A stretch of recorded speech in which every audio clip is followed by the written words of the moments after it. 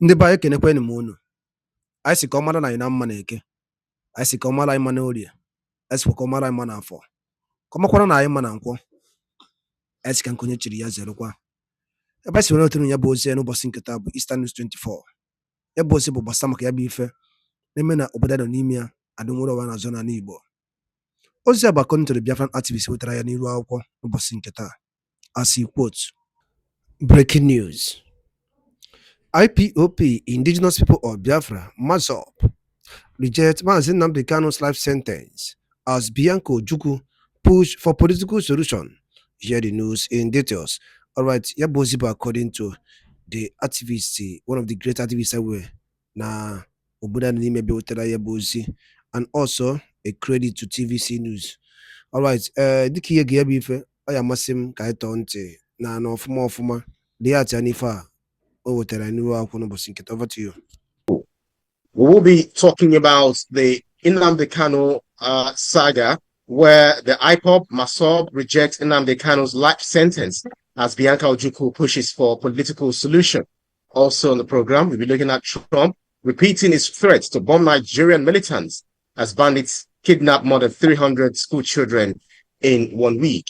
In the course of the program, we'll take your questions, but first, subscribe to our YouTube channel and drop your questions in the comment section. It's important to mention that we can only read comments with human names and the ones based on the subject matter. I have joining me Vazu, the master himself, from Abuja, Babajide Kolade Otitoju. Good to see you, Vikeo. Good to do this with you, Ibrahim. I say a big thank you to our esteemed viewers for their support through the years. We are seeing renewed agitation in the southeast following reported life sentence handed to Nnamdi Kanu, with IPOB and MASOB rejecting the ruling and Bianca Ojukwu amplifying calls for a political solution rather than a punitive one. From a conflict resolution perspective, do you think granting a political settlement similar to the Niger Delta amnesty model could genuinely de-escalate separatist tensions and restore social trust? Certainly. What we cannot say at this stage with finality is whether it will put an end to the criminal edge to the whole agitation. There are those who are in this whole thing simply to make money. There are criminals, cultists who continue to exploit the so-called sit-at-home on Mondays to commit crime, to kill people. So even after Nnamdi Kanu announced that he had put a stop to sit at home on Mondays, even when the IPOP said it should be only on days that Nnamdi Kanu is taken to court that people can sit at home. A decision that he even eventually took a decision to scrap after he met with Eze Chukwuemeka of Enugu Aguleri, the late Senator Ifeanyi Yuba, and the chairman of the Southeast Caucus in the Senate, Senator Inaya Baribe. Nnamdi Kanu agreed during that meeting held inside his detention facility at the DSS headquarters that there should be no form of sit-at-home in the Southeast. But the criminals, the cultists who had hijacked the agitation, refused to listen to Nnamdi Kanu's decision, which was conveyed in handwritten form. He wrote it in his own hand. He took that decision and wrote it down in his own hand for the whole world to know that he was no longer interested in any form of sit-at-home. But the criminals who had hijacked the the sit-at-home agitation as a form of civil defense, civil disobedience did not stop. They continue to beat people up. They continue to kill people. They continue to stop schools from running on Mondays. They continue to stop traders from opening their containers on Mondays. And more traders diverted their goods to neighboring states like Delta, like Akwa Ibom. And the economy of the Southeast suffered tremendously. So if, in spite of Nnamdi Kanu, about whom the sit-at-home form of protest was instituted in the first place, could not stop the criminals, the cultists who had hijacked the agitation from implementing the sit-at-home on Mondays, even after he announced that there should be no form of sit-at-home, whether on the days that he is taken to court or Mondays.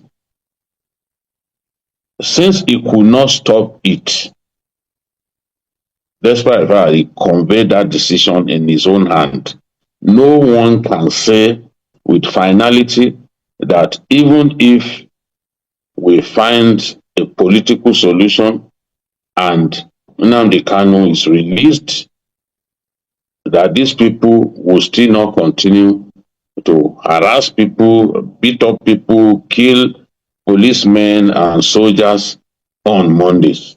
So this is the thing. Once a struggle gets hijacked, this is what happened. The center will no longer hold, and no individual will be able to put an end to that form of protest, since it's been hijacked and there's no central authority governing the whole agitation, the whole process. That's why you saw that even Simon Ekpa and Nnamdi Kanu, they were not in agreement about sit-at-home and other forms of protest in the desire for self-determination in the Southeast. They went their different ways, and both men have now been convicted. But one thing is certain: despite Nnamdi Kanu's conviction, which MASOP and IPOP have condemned. In fact, MASOP accused President Tinubu of weaponizing state power against the Igbo population. They called the judgment a sign that Nigeria has entered an irredeemable fire. That's MASOP saying that the sentence was not justice but vengeance.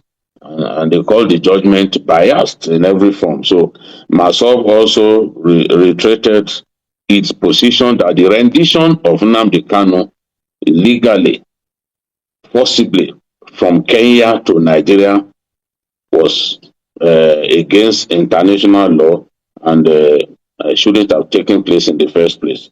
And they described the sentencing of Nnamdi Kanu as the sentencing of Ndigbo to life imprisonment in Nigeria. IPOP, in his own case, through a powerful, says Kanu committed no offense known to Nigerian law.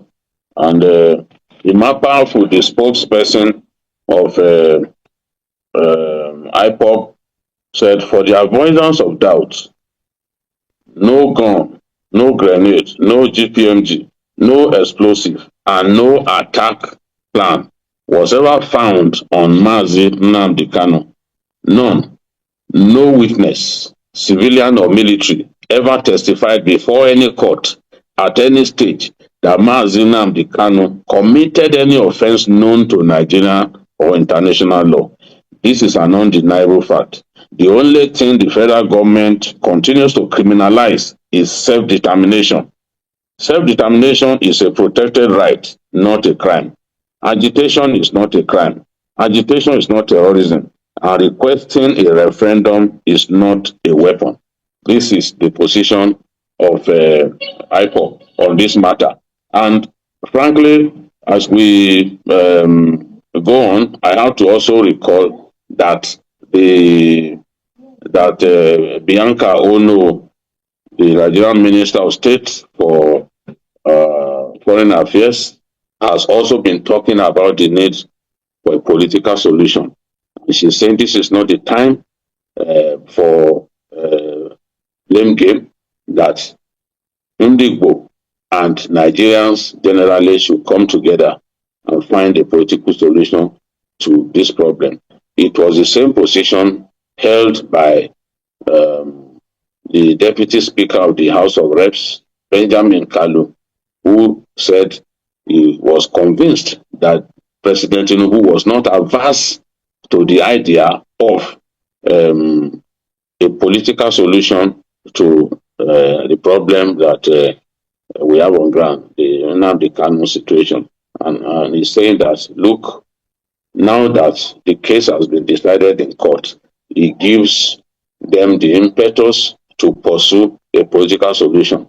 That political solution was hindered by the fact that the matter was in court.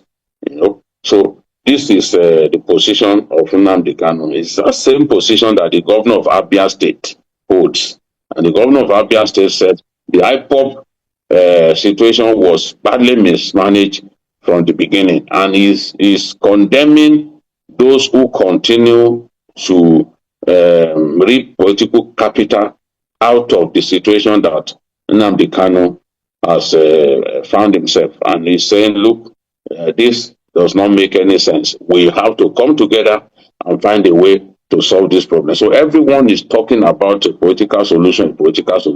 But as I've said in the past, as someone who also demanded for a political solution, even before this matter escalated, even before Kanu eventually began behaving in court like somebody who had lost his head, I had pleaded for political solution. But political solution has to rest on Nnamdi Kanu's conduct and his desire to agree to some conditions. People saying that there should be unconditional release for a person who was put on trial for terrorism and treason clearly do not know what they are talking about. There has to be a situation in which people sit down and then say, okay, if we are to agree on a political solution, government will need some firm guarantees. What are those firm guarantees? They have to be laid bare before Nnamdi Kanu's minders. And Nnamdi Kanu will then agree to some conditions like giving up armed struggle against our nation, giving up agitation for separation from Nigeria. If any state in the US, out of the 50 states of the US, even the very distant ones, states like Alaska, if they get up today to say they want to go, military will be called in. America will not agree to any of its federating states deciding to leave the Union. It will end in warfare. It will end in a big military campaign to stop them from leaving. Yeah. So that is the thing. And that is the position of Nigeria as well, that look, no part of Nigeria can live without being resisted. So this is the situation. There has to be some agreement reached on both sides before a political solution can happen. I'm not ruling out a political solution, but I also know that certain things must be put in place. And Nnamdi Kanu has to change his ways. He has to show that he is somebody who is ready to agree to certain conditions. Otherwise, nobody will simply allow him to walk free without agreeing to abide by certain conditions. I've not seen anywhere that this is done without some conditions being met. That's right.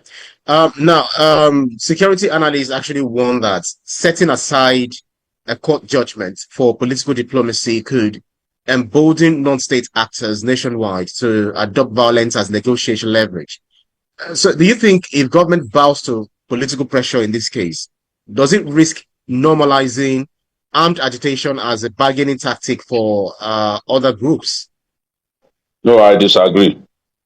In any case, armed agitation for maybe a separate state and all that is not even is not rampant in our country. It's not prevalent. So we have to first agree that even that of Nnamdi Kanu is just like it's not like the order of the day. Yes, we had Masob, but Masob itself um, did not really did not last What was long. the session? Yes, Yeah. it didn't last long. It was just one way of drawing attention to the plight of the Igbos, to the marginalization of the Igbos in our country. Yeah. So I do not believe that um, a political solution will lead to separatist group taking up arms and all that. And I've given examples in the past of um, a political solution in South Africa that help us to achieve peace between the ANC and the Encounter Freedom Party. There was rampant black on black violence, beheading one another in public, stabbing one another to death in public. But at the end of the day, the peace was achieved, power sharing happened, and everybody uh, was happy.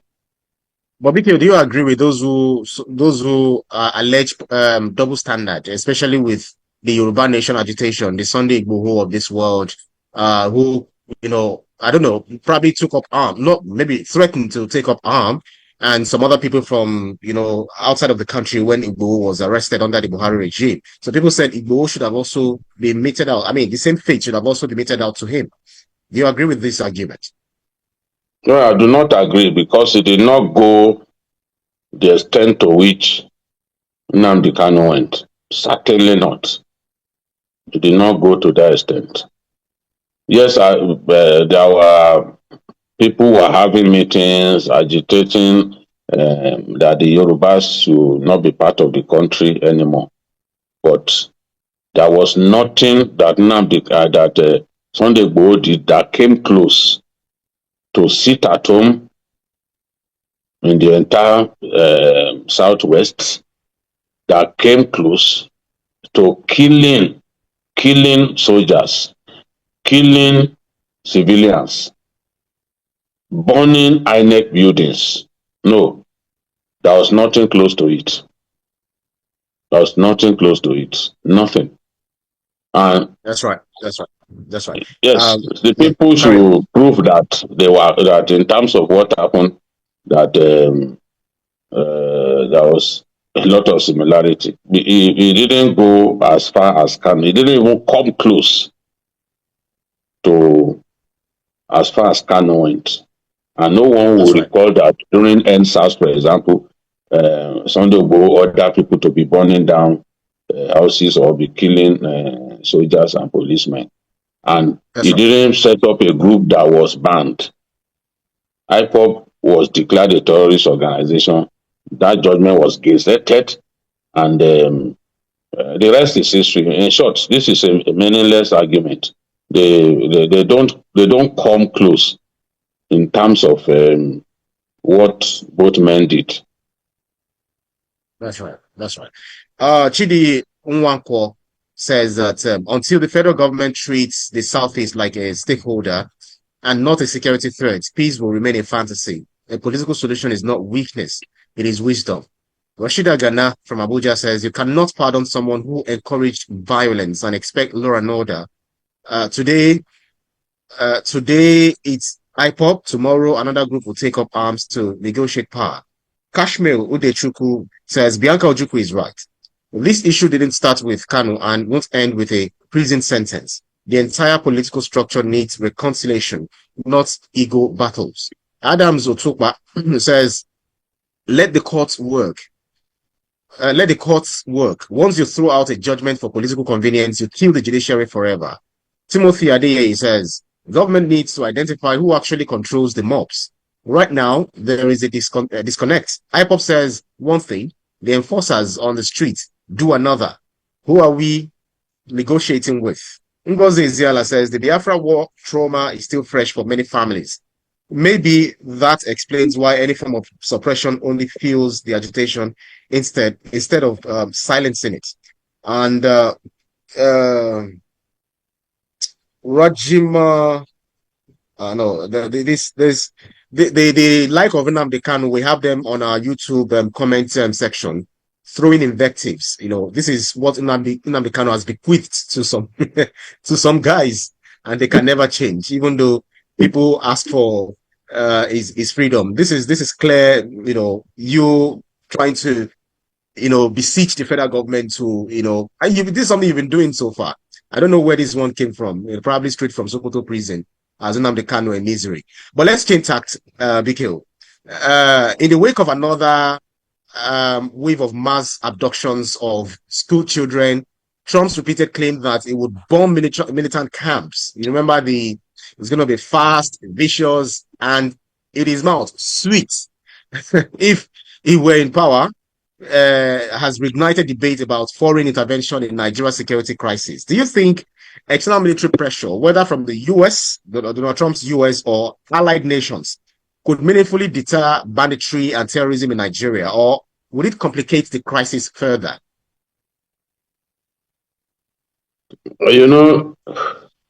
It depends on the extent to which they go. I believe that we have not done enough to deal a mortal blow to these non-state actors, especially the bandits. We have not done enough. This is my view. And it is because we have not shown the political will to declare a total war. The kind of war that could last months, focusing on the contiguous states, blocking all exit points. This is what I had canvassed for years. But we have chosen to adopt the piecemeal bombing approach, whereby today you just bomb a fraction of these guys at a location, announce that you are going to another location on another day, which enables them to quickly leave that location so that by the time you drop bombs, you have only wasted your time. The post-operation assessment, when conducted, will show that you didn't really kill many people. And you have, in fact, wasted bombs and rockets, which are extremely expensive. Some of those bombs cost in excess of 12,000 euros, for example, just one bomb. And the rockets, too, they are very expensive. They are all produced abroad and brought to our country. So, for me, I do not want to see foreign troops, a foreign air force, drop bombs on my country. What I've always wanted is for us to benefit from partnership with these people. Let them help us. Kuwait did not push Iraqi troops out of his country all by itself. The Allied forces came together under the leadership of the US and the great war commander, Norman Schwarzkopf, the late Norman Schwarzkopf, and they successfully pushed Iraqi troops out of Kuwait that they had annexed. So I want to see, I'm not asking for the same kind of scenario which will see boots on ground in our country, but I believe that Americans can help us. Their air force is the best in the world. They are very effective. They can carpet bomb these bandits away from their camps. I'm sure they will have located their camps now and push them, away from those places, help us exterminate them. If they work with Nigerian troops, they will achieve even much greater success than to unilaterally come here, drop bombs here and there and leave. And it could cause collateral damage. It could even lead to innocent lives being lost. That is why We do not want to see that. A lot of innocent lives were lost in Vietnam when America went to Vietnam, to launch a war. In those days, B-52 bombers flying at high altitude, dropping bombs. They didn't achieve profound accuracy because at high altitude, maybe about 50,000 meters, into the sky, you can't achieve accuracy, Precision. and precision. You end up killing innocent people. So that is what we don't want to see. I believe that the Nigerians and the Americans, the armed forces of both countries, and the leaders of both countries can work together to make this happen. Now, the Nigerian government went to send a high power delegation led by the NSA, Nuhu Ribadu, to go and address the narratives, the false narratives and misleading narratives that suggest religious persecution of Christians, that suggest that 89% of Christians martyred around the world are from Nigeria, and that suggests government openly backs the killing of Christians in Nigeria. This is a most dangerous piece of falsehood to say the Nigerian government, our president married to an ordained pastor, would be encouraging the killing of Christians. It's absolute nonsense. And even during the congressional hearing on Nigeria, we had some of them say some startling things. I was shocked. So what that's the extent to which people have been brainwashed, the extent to which even Donald Trump had been brainwashed about Nigeria. I've been led to believe so many things about Nigeria that you and I know are not true. So the delegation went to say, look, there's no government hand in the killing of Christians.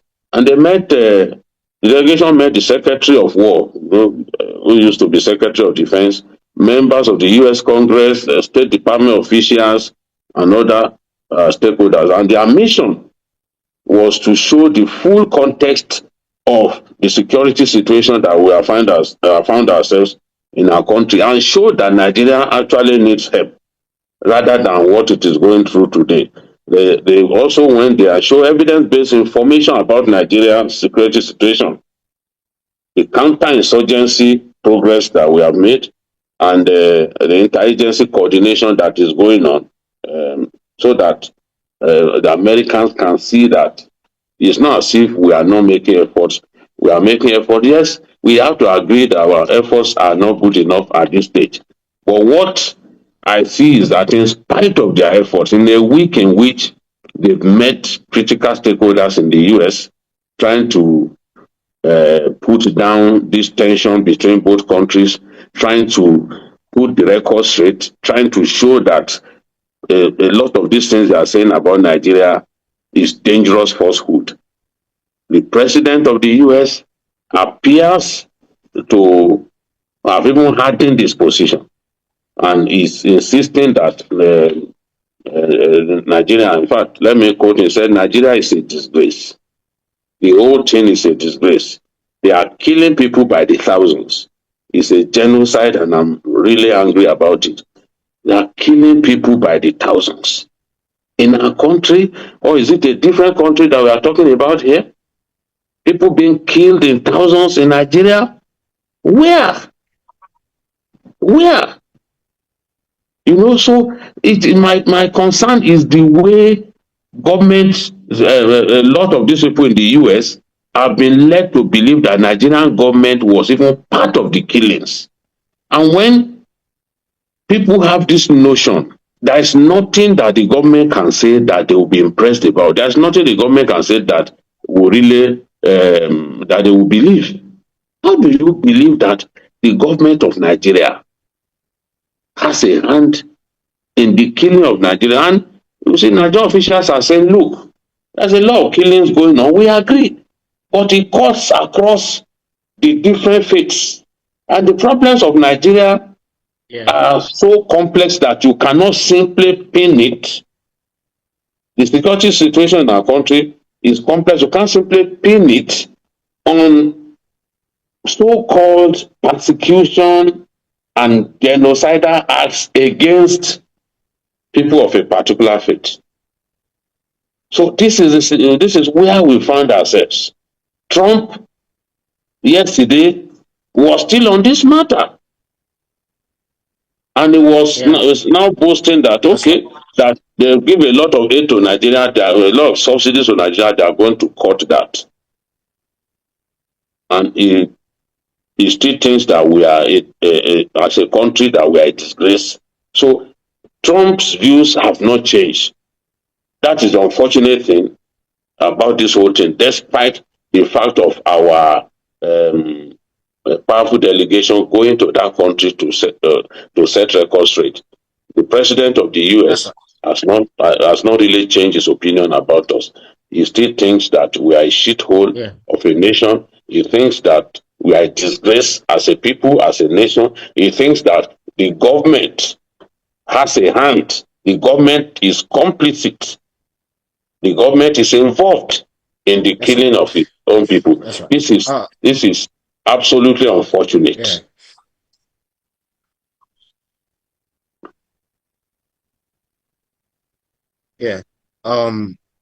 Because look, let me take one comment or two or three. Grace Yusuf says, foreign help, my food, please. They will bomb our forests today and our own resources tomorrow. We've seen this movie in Iraq, Libya, Afghanistan. Hassan Isiaku says 300 children in 1 week and some people are still defending sovereignty. If we can't protect our own kids, maybe we need external pressure. Jamal Peter says Trump is not trying to protect Nigeria. He's playing global strongman politics. We should not allow our insecurity to become somebody's presidential campaign prop. The real Oluwaseyi Lawa says the real terrorists are not just the ones holding guns. They include insiders benefiting from ransom money and illegal mining. Airstrikes won't solve a business model. If you look at the United States Congresswoman, before Trump started making all these funny comments, there was Scott Perry, and now this Congresswoman during the hearing, Sarah Jacobs, she described as reckless President Donald Trump's military threats to Nigeria over alleged Christian genocide. Excuse me. According to her, pinning Nigeria's violence solely on religious conflict fails to capture the full picture. And this is making allusion to what one Nigerian, by a scholar who was at the hearing, Ugo something, when she said that the American government is oversimplifying this by, saying that it's Christian genocide, whereas so many people are being killed. And this is the same US that Trump has boasted of sending bombs, missiles to Israel, killing over 20,000 children. That's minus more than 200 journalists directly targeted by Israel, with Americans sending them bombs. How do you react to this double standard and the level of